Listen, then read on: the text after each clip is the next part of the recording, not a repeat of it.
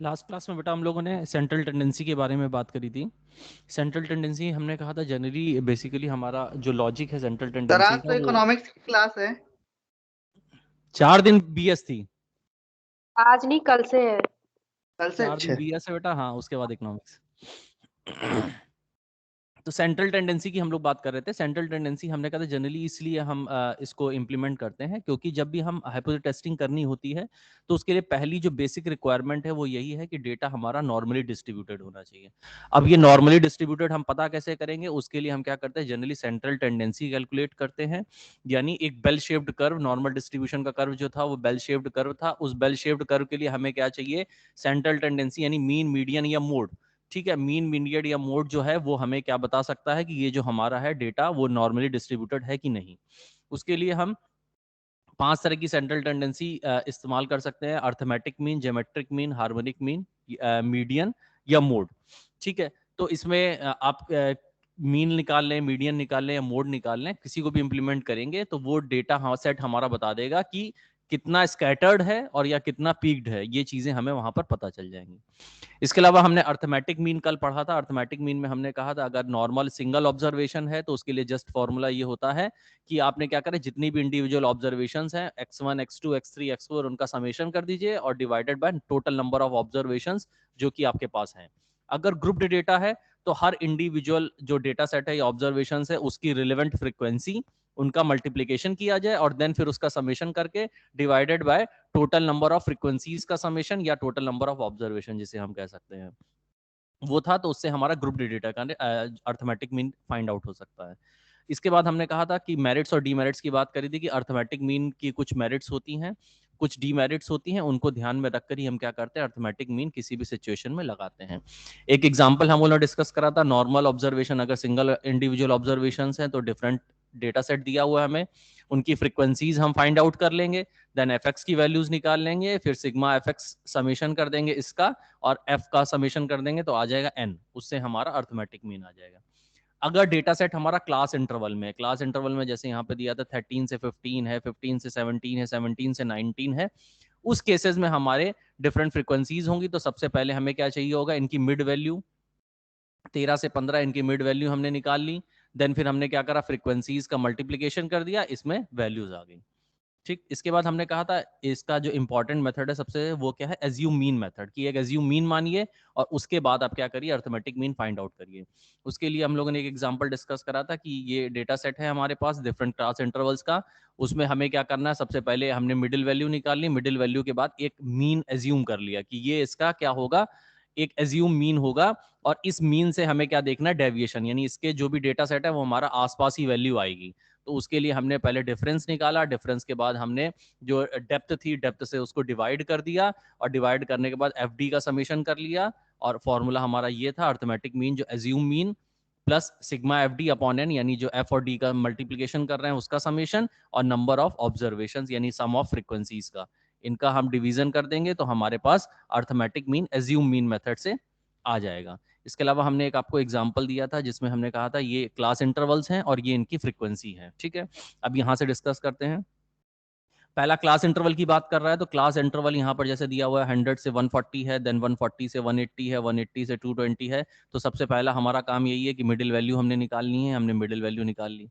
Then इसके बाद हमने क्या करना है, एज्यूम करना है कि इनमें से कोई मीन क्या होगा। ठीक है, तो एज्यूम मीन में हमने माना कि ये जो है इसका एज्यूम मीन है। ठीक, अब यहाँ पर हम चले, पहली ऑब्जर्वेशन में डी क्या था हमारा, एक्स माइनस है, एक्स यहाँ पर क्या है 120 और माइनस ए हमने एज्यूम क्या करा है 200। तो 120 माइनस 200 कितना आ गया, माइनस का 8, तो माइनस का 8 हमने यहाँ पर लिख दिया। ठीक, उसके बाद आया हमारा ये 160 माइनस 200 आया माइनस का 40, हमने ये लिख दिया। फिर 200 माइनस 200 जीरो हो गया, फिर 240 माइनस 200 40 आ गया, देन 280 माइनस 200 80 आ गया। इसी के अलावा फिर हमने क्या करा, हाइट से या जो इसका डेप्थ होता है उससे हमने इसको डिवाइड कर दिया। तो 40 40 डेप्थ आ रही है, हमने 40 से इसको सबको डिवाइड करते चले गए। तो ये हमारा क्या आ गया, एफ और डी का इसके बाद मल्टीप्लीकेशन कर दिया सबका और यहाँ पर वैल्यूज आ गई और इनका समेशन कर दिया। तो हमारा जो अर्थमेटिक मीन है वो क्या होगा, एज्यूम मीन जो हमने माना 200, उसको बेस पे रखकर हम क्या करेंगे, जो डेविएशन आया उसको ऐड कर देंगे तो हमारा एक्चुअल मीन जो है वो हमारा अर्थमेटिक मीन यहाँ पर हमारा कैलकुलेट हो जाएगा। ठीक है, इसके अलावा डेटा सेट कुछ इस तरह का भी हो सकता है कि आपको कुछ मिसिंग नंबर्स दिए होंगे, आपको अर्थमेटिक मीन दिया होगा, कुछ कहा होगा कुछ मिसिंग नंबर्स हैं या इनकरेक्ट नंबर्स हैं, उनको आपको करेक्ट करना है और उसके बाद उसकी वैल्यू फाइंड आउट करनी है। जैसे नेक्स्ट एग्जांपल है, यहाँ पर कह रहा है average mark scored by 120 students. एक क्लास में 120 स्टूडेंट्स हैं, वहां पर एवरेज मार्क्स कितने आते हैं 72, यानी ये क्या है आपका अर्थमेटिक मीन। अर्थमेटिक मीन आपको दिया हुआ है 72 है, और one number total number of students N कितने हैं 120 हैं। But it was discovered that an item 47, यानी उनमें से किसी एक बच्चे के 47 मार्क्स आए थे, उसको हमने मिसरीड करा है 74, यानी एक्चुअल में उसके 47 है और हमने वहां पर काउंट कर दिया 74। तो हमें क्या करना है, find the correct mean. Actual में जो सही मीन होना चाहिए वो हमें पता करना है। तो करेक्ट मीन निकालने के लिए सबसे पहले हमें जो गिवन मीन है, अर्थमेटिक मीन है, वो दिया हुआ है 72 हमने लिख दिया। फिर ओरिजिनल वैल्यू कितनी है 47, और हमने मिसरीड वैल्यू कितनी करी है 74। तो ओरिजिनल वैल्यू और मिसरीड वैल्यू का डिफरेंस निकालने, हमने डिफरेंस निकाल लिया। Divided by total number of observations, observations कितनी है हमारे पास 120, तो डिवाइडेड बाय 120।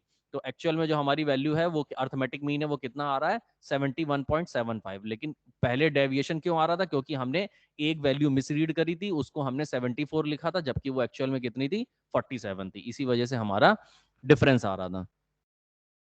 ठीक, दूसरा एग्जांपल भी इसी तरह का है, जिसमें कह रहा है the mean of A 100 item was 56, कि एक किसी भी 100 आइटम्स हैं, यानी n जो है वो 100 है, उनका जो अर्थमेटिक मीन है वो 56 आया है। Later on it was found that an item 23 was misread as 32। उसके बाद हमने पाया कि एक आइटम जो 23 था उसको हमने 32 लिख लिया है, और एक आइटम 16 है जिसको हमने 61 लिख लिया है। तो अब हमें क्या करना है, that the number of item was 90 and not 100। और हमें ये भी पता करना है कि द नंबर ऑफ आइटम्स है वो 90 थे ना कि 100 थे। फाइंड द करेक्ट मीन, उसका करेक्ट मीन निकालना है हमें। ठीक, पहले हमने करेक्ट अर्थमेटिक मीन निकाल लिया। अर्थमेटिक मीन हमें कितना दिया हुआ था उसमें 57, प्रॉब्लम 56। देन ओरिजिनल वैल्यू पहली मिसरीड क्या थी 23 और 32, डिफरेंस निकाल लिया। दूसरी मिसरीड क्या थी आपकी 16 और 61, डिफरेंस निकाल लिया। और टोटल नंबर ऑफ ऑब्जर्वेशन 100 ना होके कितनी थी 90, तो केवल 90 से इसको डिवाइड कर दिया। अब जो वैल्यू आएगी वो हमारी क्या आ जाएगी, करेक्ट अर्थमेटिक मीन हमें बता देगा कि 90 ऑब्जर्वेशंस का जो अर्थमेटिक मीन है वो हमारा ये फाइंड आउट होगा। ये तो सिंगल अर्थमेटिक मीन है या सिंपल अर्थमेटिक मीन कहते हैं। इसके अलावा हमारे पास कुछ कंबाइंड अर्थमेटिक मीन आते हैं। कंबाइंड अर्थमेटिक मीन कैसे होते हैं, जिसमें हम क्या करते हैं, उसकी जो वेटेज है या उसके नंबर हैं उसको भी मल्टीप्लीकेशन करते हैं। उसके लिए जनरली इस तरह का होता है, जैसे एग्जांपल यहाँ पे दिया हुआ है कि there are 2 branches of a company, किसी कंपनी की 2 ब्रांचेस हैं, एम्प्लॉइंग 10,000 एंड 8,000 एम्प्लॉयज रिस्पेक्टिवली। ठीक है, 2 ब्रांच है किसी कंपनी की, एक में 10,000 एम्प्लॉय काम करते हैं और एक में 8,000 एम्प्लॉय काम करते हैं। If the arithmetic mean of the monthly salaries paid by 2 companies are rupees 3,800 and rupees 4,200, और दोनों कंपनीज में जो मंथली सैलरी दी जाती है, एक में दी जाती है 3,800 और एक में दी जाती है 4,200। Find the arithmetic mean of the salaries of the employees. तो हमें क्या करना है, ऑन एन एवरेज सैलरी कितनी दी जाती है एक कंपनी में दोनों ब्रांचेस में, वो हमें फाइंड आउट करनी है। तो कंबाइंड अर्थमेटिक मीन जो है वो हमारा क्या है, n1 इंटू ए अर्थमेटिक मीन a1 का, और n2 इंटू n क्या है आपके नंबर ऑफ पर्सन, कितने लोग काम कर रहे हैं। और ये क्या है, average monthly income. Average monthly income यहाँ पे दी थी, एक कंपनी में ब्रांच में क्या है 3,800 और एक ब्रांच में क्या है 4,200, और हमें क्या करनी, टोटल कंपनी की निकालनी है। तो दोनों में कंबाइंड हम कर लें, एक में 10,000 इंप्लॉय थे तो 10,000, और कितनी सैलरी देते थे उनको 3,800, और एक में 8,000 इंप्लॉय थे और उनको सैलरी कितने देते थे 4,200 रुपए। दोनों का हमने क्या करना है, मल्टीप्लीकेशन कर देना है, देन समेशन करा, divided by total number of employees या टोटल नंबर ऑफ जो हमारे नंबर्स थे उससे हमने डिवाइड कर दिया। तो हमारा कंबाइंड अर्थमेटिक मीन, यानी दोनों ब्रांचेस के लिए ऑन एन एवरेज हमारे कितनी सैलरी दे रहे हैं 3,977। तो इस तरह की भी प्रॉब्लम आपके पास आ सकती है कि कंबाइंड मीन भी हो सकता है, 2 सेट डेटा सेट या 3 डेटा सेट दिए हो और एक साथ आपको अर्थमेटिक मीन निकालना हो। ठीक है, तो ये सारा जो डिस्कशन है ये बेसिकली अर्थमेटिक मीन का है। आगे बढ़ते हैं हम लोग।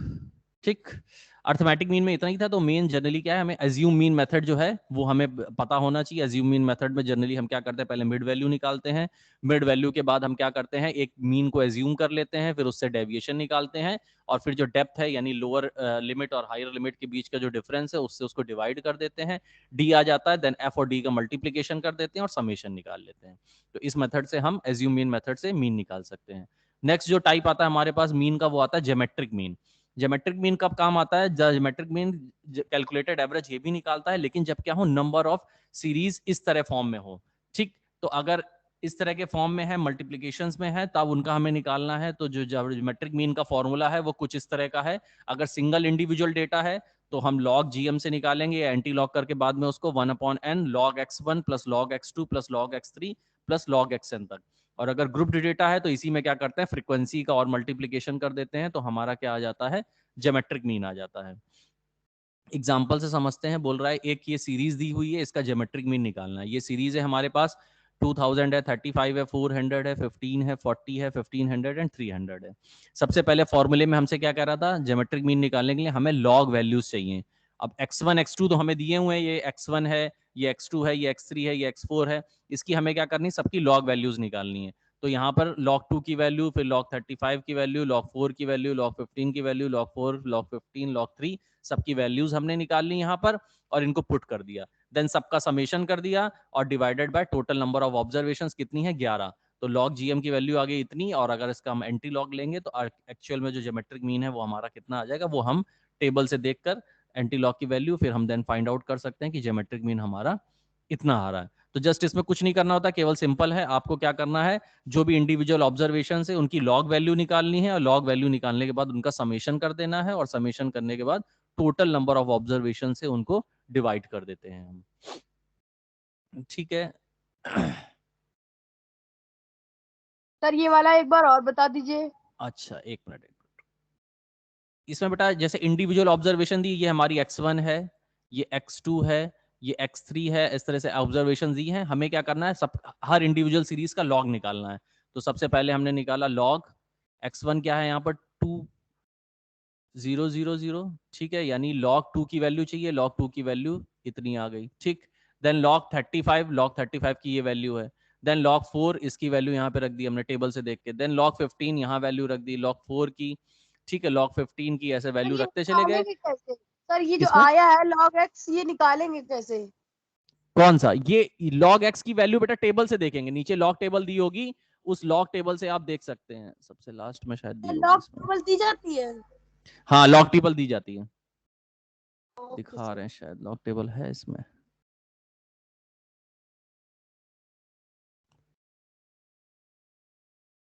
चलो, इसमें नहीं दी हुई है, लेकिन लॉक टेबल दी जाती है आपको।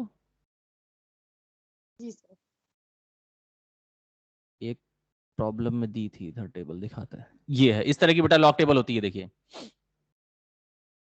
ठीक है, लॉग टेबल इसी तरह की टेबल होगी आपके पास। आपको जस्ट क्या करना है, वैल्यूज देखनी है कि log 2 की वैल्यू कितनी आ रही है, आपने वहां पे रख दी, log 3 की वैल्यू कर दी, ये तो उसकी है, प्रोबेबिलिटी की टेबल है। इसी तरह से लॉग टेबल बन के आती है, तो लॉग टेबल में बस जस्ट आप log 2 की वैल्यू देखेंगे और वहां पर वैल्यू रख देंगे। तो टेबल से आपको देख के जस्ट क्या करनी, फिल करनी होती है।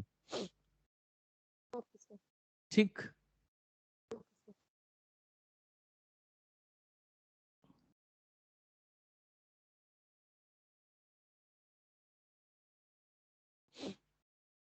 इसके बाद आते हैं हम लोग हार्मोनिक मीन में। वो भी बहुत छोटा सा है harmonic mean. Harmonic mean generally क्या कहता है, रेसिप्रोकल, यानी हर इंडिविजुअल ऑब्जर्वेशन का क्या कर लें आप, रेसिप्रोकल निकाल लें।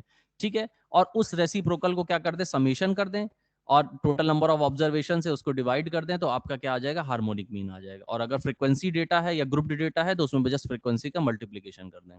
फॉर एग्जाम्पल, जैसे यहाँ पर दिया हुआ है the monthly income of A 10 families, 10 family है, उनकी मंथली इनकम ठीक 1000 में दी हुई है। Certain locality are given below, ये आपको मंथली इनकम दी हुई है, 9000 है, 6000 है, 10000 है, 11000 है, उसको इनकम को ऐसे लिखा हुआ है। उसका हमें सबसे पहले क्या करना है, हार्मोनिक मीन में कह रहा रेसिप्रोकल 1/x1, ये हमारी वैल्यूज क्या है, x। तो x का क्या हमें निकालना है, 1/x1 निकालना है। तो सबसे पहले हम क्या करेंगे, सबका रेसिप्रोकल निकाल लेंगे। जब रेसिप्रोकल आ जाएगा, सबका समेशन कर दिया, और टोटल नंबर ऑफ ऑब्जर्वेशन कितनी है हमारी 10, तो 10 डिवाइडेड बाय जो आपका रेसिप्रोकल है उसका समेशन कर दिया, आपकी वैल्यू आ जाएगी हार्मोनिक मीन की। तो इसमें भी सिंपल कुछ नहीं करना होता, केवल क्या करना है, सबका रेसिप्रोकल निकालना है। तो रेसिप्रोकल आपने पहले वाले का निकाला 1/9, फिर 1/6, फिर 1/10, फिर 1/11, इस तरह से 1/7, 1/5, 1/8, ऐसे आप करके सबका रेसिप्रोकल निकाल के और टोटल वैल्यू पे समेशन कर देना है, और डिवाइडेड ये क्या है, नंबर ऑफ ऑब्जर्वेशन जो है आपकी टोटल 10 ऑब्जर्वेशन थी, तो 10 से आपको क्या करना है, डिवाइड कर देना है।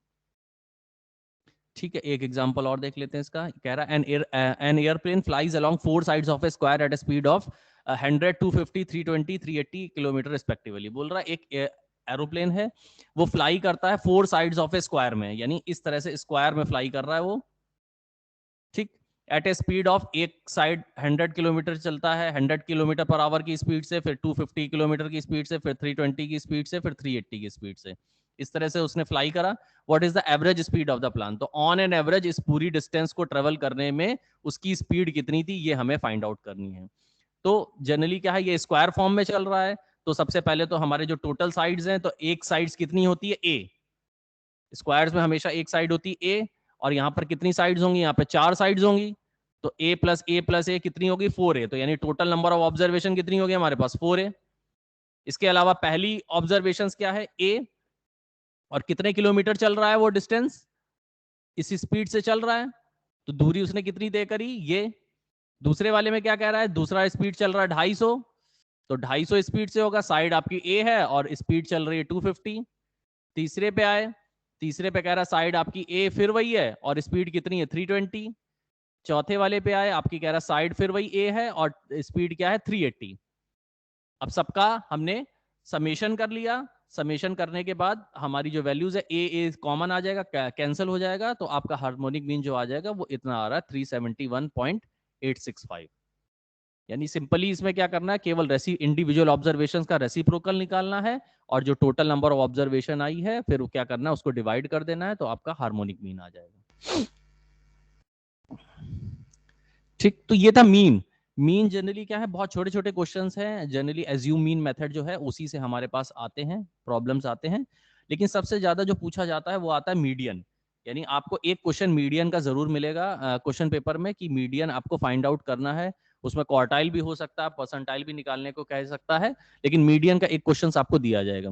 तो सबसे पहले मीडियन को समझे। मीडियन क्या है, मीडियन अगर हम सिंपल टर्म्स में कहें तो वो क्या है, median middle value of n observation. यानी किसी भी सीरीज की जो मिडिल वैल्यू होती है उसे हम क्या कहते हैं, मीडियन कहते हैं। और इस मीडियन को फॉर्मूला निकालने का क्या है, n+1/2, और इसका जो टर्म्स आएगा, आइटम्स आएगा, यानी इतना जो 5th आइटम्स आ रहा है या 6th आइटम्स आ रहा है, जो भी हम सीरीज में करेंगे वो हमारा क्या होगा, मीडियन होगा। मीडियन को अगर हम मेरिट्स की बात करें तो मीडियन क्या है, सबसे पहले तो इजी है, केवल हमें क्या करना है, असेंडिंग डिसेंडिंग ऑर्डर में अरेंज करनी सीरीज, और उसमें क्या करना है, मिडिल वैल्यू निकाल लेनी है, तो काफी इजी है उसको कैलकुलेट करना। दूसरा क्या है, sum of the absolute deviation about the median is minimum. Generally क्या है, इसमें जो इसका डेविएशन होता है, एब्सोल्यूट डेविएशन, वो क्या होता है, हमेशा मिनिमम आता है। यानी किसी भी दो सीरीज के बीच में या मीडियन के दो वैल्यूज के बीच में जो डिफरेंस है वो सबसे कम होता है। तो एक तो ये इसकी एडवांटेज है। दूसरा क्या है, median is affected by the number of observation rather than the values of observation. Median हमेशा अफेक्ट करता है नंबर ऑफ ऑब्जर्वेशन। जितनी ज्यादा नंबर ऑफ ऑब्जर्वेशन होगी, मीडियन उसके लिए ज्यादा मुश्किल होगा। और अगर वैल्यूज पे डिपेंड नहीं करता है, कि अगर हमारे पास वैल्यूज कोई 35 है, 50 है, तो जैसे हमने अर्थमेटिक मीन में देखा कि अगर मिनिमम और जो हाईएस्ट है उसके बीच में डिफरेंस ज्यादा आ रहा है, तो अर्थमेटिक मीन हमारा ज्यादा वेरी करता था। लेकिन मीडियन कहता है कि हम इंडिविजुअल ऑब्जर्वेशन को नहीं एक्सेप्ट कर रहे हैं, हम केवल टोटल नंबर ऑफ ऑब्जर्वेशन। तो टोटल नंबर ऑफ ऑब्जर्वेशन हमारी 100 है। अब 100 में जो मिडिल वैल्यू होगी वो क्या आएगी, 50th आइटम जो होगा, 50वें आइटम पे जो होगा वो हमारा मिडिल वैल्यू होगा। तो जो भी असेंडिंग ऑर्डर या डिसेंडिंग ऑर्डर में हमने अरेंज कर लिया, और जो भी 50वां नंबर होगा वो हमारा क्या होगा, मीडियन होगा। तो मीडियन हमेशा क्या करता है, टोटल नंबर ऑफ ऑब्जर्वेशन पे फोकस करता है, ना कि इंडिविजुअल ऑब्जर्वेशन की वैल्यूज पे। फिर मीडियन हमेशा इजीली हम कैलकुलेट कर सकते हैं, और जनरली इवन अगर सीरीज है तो हमारे लिए ओपन एंडेड डिस्ट्रीब्यूशन अच्छा होता है उसमें कैलकुलेट करना। डीमेरिट्स की अगर बात करें तो वो क्या था, ज्यादा फेमिलियर था। यानी ज्यादा लोग क्या करते हैं, अर्थमेटिक मीन को यूज करते हैं किसी भी सेंट्रल टेंडेंसी अगर उनको फाइंड आउट करना होता है, और मीडियन का यूज कम करते हैं। तो सबसे कम फेमिलियर यूज होता है मीडियन का। अर्थमेटिक मीन जनरली इजी है तो वो ज्यादा लोग यूज कर लेते हैं। दूसरा, it is not based on all item of the series. दूसरा ये कहता है हमेशा हम सारे आइटम्स को, अर्थमेटिक मीन में क्या था, हर इंडिविजुअल ऑब्जर्वेशन को ले रहा था। x1 भी ले रहा था, x2 भी ले रहा था, x3 भी ले रहा था, हर इंडिविजुअल ऑब्जर्वेशन को स्टडी कर रहा था।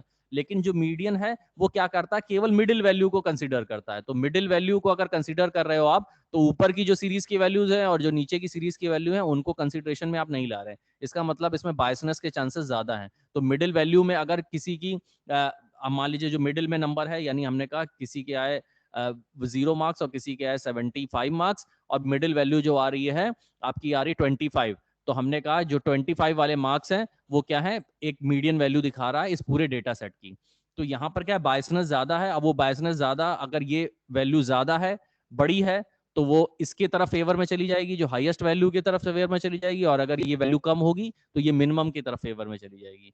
तो इस वजह से इसमें बायसनेस के चांसेस ज्यादा होते हैं, क्योंकि हम केवल मिडिल वैल्यू को ले रहे हैं, बाकी सारी ऑब्जर्वेशंस को ट्रीट नहीं कर रहे हैं।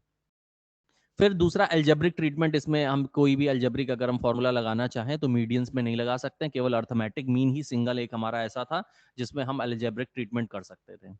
दूसरा, मीडियन जो है वो हमेशा पोजीशनल एवरेज होता है, यानी जितनी पोजीशन पे है, यानी अगर हम असेंडिंग या डिसेंडिंग ऑर्डर में देखें तो जितने नंबर पे वो पोजीशन आ रही, जैसे 1 से 10 तक का सेट डेटा सेट है हमारे पास, तो हमने कहा जो 5th पोजीशन पे आएगा वो हमारा मीडियन होगा। अब 5th पोजीशन पे हम असेंडिंग ऑर्डर से ले रहे हैं या डिसेंडिंग ऑर्डर से ले रहे हैं, तो पोजीशन पे डिपेंड करता है कि किस पोजीशन पे रैंकिंग के हिसाब से वो वैल्यू आ रही है, तो ये पोजीशनल डेटाबेस होता है। दूसरा ये क्या है, लेस स्टेबल है, क्योंकि पोजीशन चेंज होती रहती है हर बार, हर स्टूडेंट के जैसे मार्क्स हैं, तो एक बार पहली बार वो फर्स्ट पोजीशन पे हो, दूसरी बार हो सकता है 3rd पोजीशन पे हो, तीसरी बार हो सकता है 5th पोजीशन पे आ जाए। तो ये वेरी करते रहेंगे, जब वेरी करते रहेंगे तो इसका मतलब हर बार मीडियन जो होगा वो अलग अलग डेटा सेट शो करेगा, तो सिमिलर नहीं आएगा, इस वजह से ये स्टेबिलिटी इसकी कम होती है मीडियन की। एग्जाम्पल से हम समझे, बोल रहा है find the median of the set value, एक ये सीरीज हमें दी हुई है, इसका हमें मीडियन फाइंड आउट करना है। सबसे पहला हमारा काम क्या है, इसे असेंडिंग या डिसेंडिंग ऑर्डर में अरेंज करना है, तो हमने असेंडिंग ऑर्डर में इसको अरेंज कर लिया।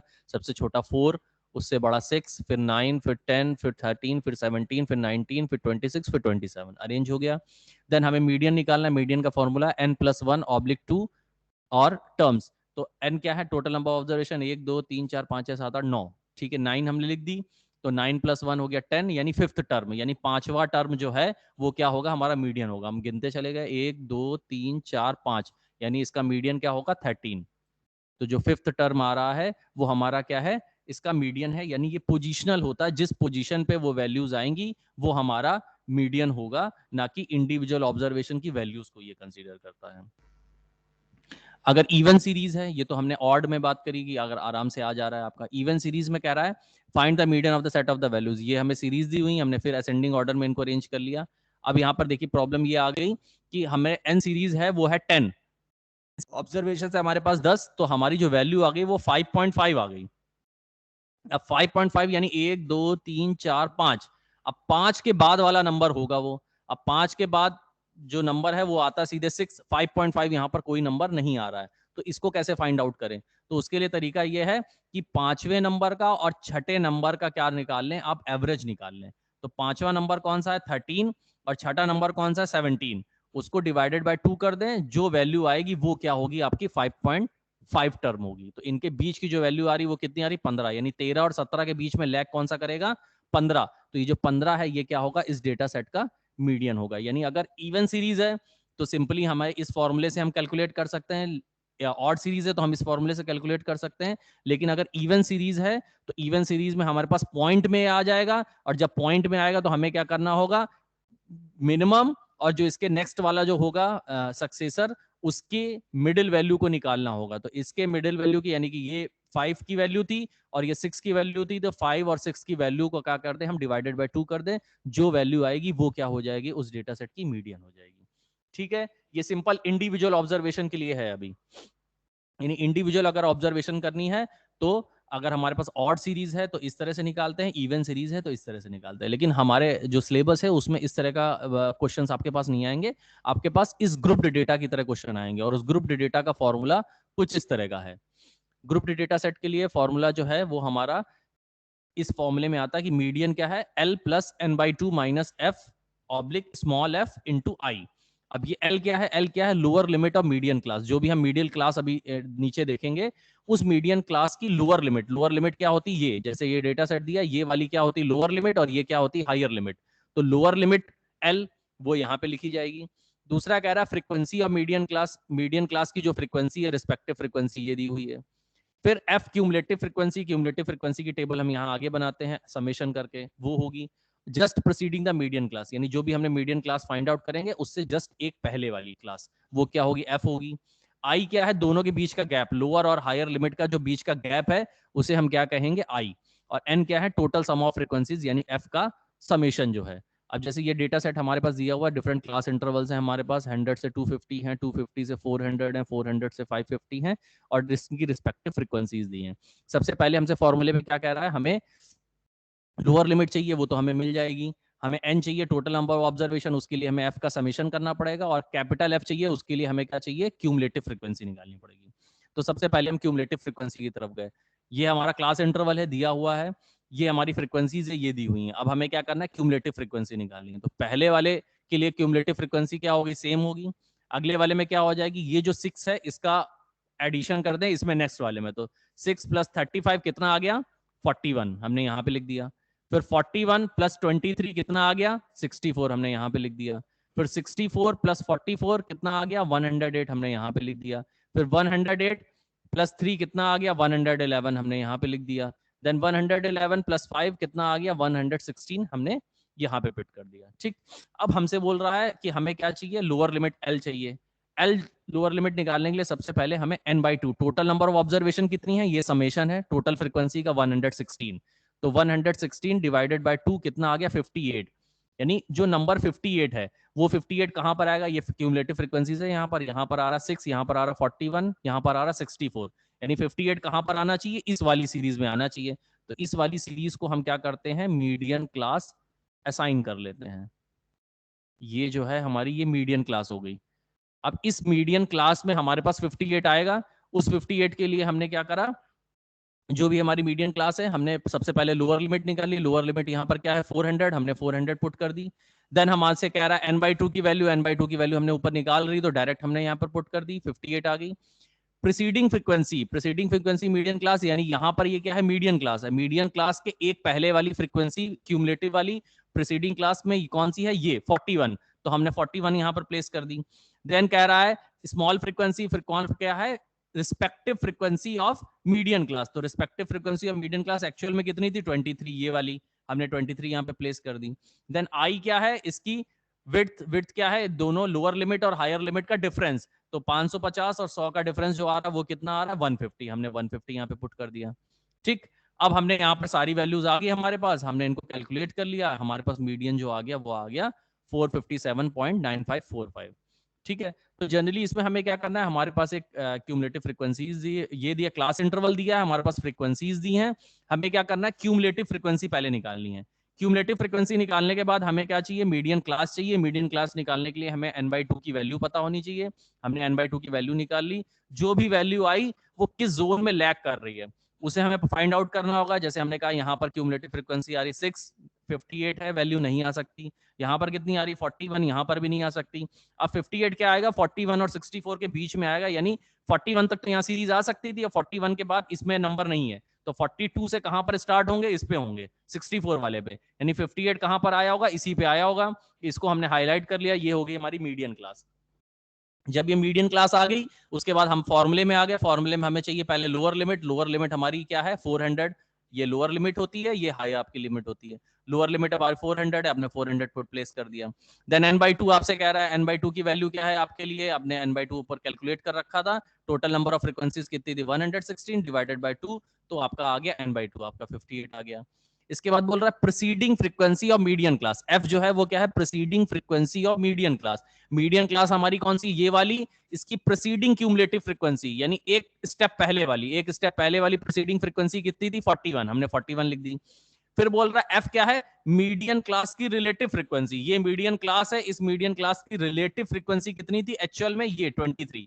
ये तो क्यूमुलेटिव है, और ये क्या है हमारी रिलेटिव फ्रीक्वेंसी। रिलेटिव फ्रीक्वेंसी कितनी है, 23, हमने 23 पुट कर दिया। आई क्या है हमारा, बैंडविड्थ, जिसे हम कहें, जिसे लोअर और हायर लिमिट का डिफरेंस कहते हैं। वो डिफरेंस कितना आ रहा है, 550 और 100, यानी आ रहा है 150। तो वो हमने ऑर्डर पुश कर दिया। फिर उसके बाद सारे कैलकुलेशन हमने कर लिए, मीडियन की हमारे पास वैल्यू आ गई। ठीक है, ये क्लियर है सबको।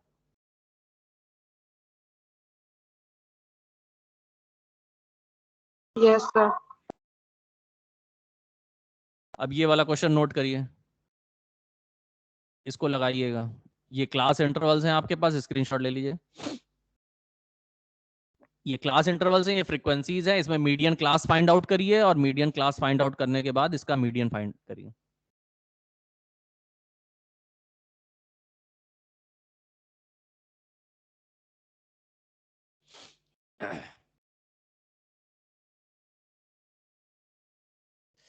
ठीक, तो आज हम लोगों ने बेसिकली बात अर्थ जो एज्यूम मीन मेथड था वहां से हम लोग चले थे, उसके बाद फिर हमने कहा कंबाइंड अर्थमेटिक मीन होता है।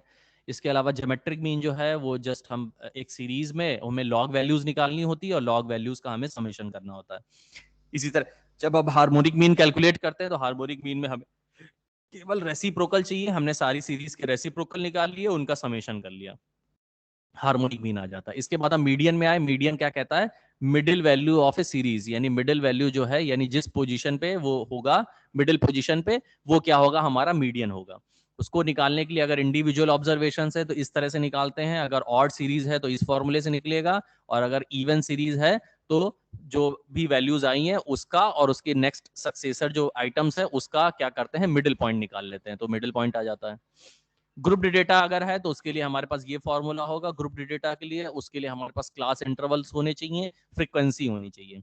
क्लास इंटरवल फ्रीक्वेंसी हमें पता है। इसके बाद क्यूमुलेटिव फ्रीक्वेंसी निकालते हैं। क्यूमुलेटिव फ्रीक्वेंसी कुछ इस तरह की, पहली वाली सीरीज सेम रहेगी, वैल्यू 6 हो गई, दूसरी वाले में 6 में 35 ऐड करेंगे 41 आ जाएगा, 41 में 23 ऐड करेंगे 64 आ जाएगा, 64 में नेक्स्ट 44 ऐड करेंगे 108 आ जाएगा, 108 में 3 ऐड करेंगे 111 आ जाएगा, देन 111 में 5 ऐड करेंगे 116 आ जाएगा।